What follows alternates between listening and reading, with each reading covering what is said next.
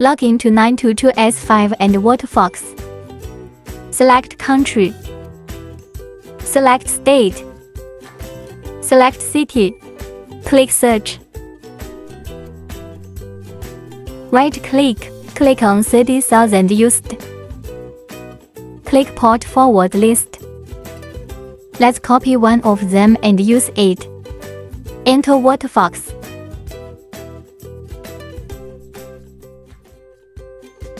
Click Settings. Click Settings. Click Manual Proxy Configuration. Paste the IP and port you just copied. Click Success V5. Click OK.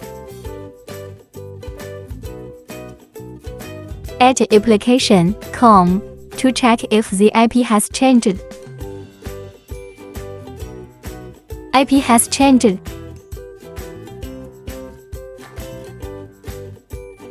Same as in 922S5. This is the tutorial for using 922S5 in Waterfox.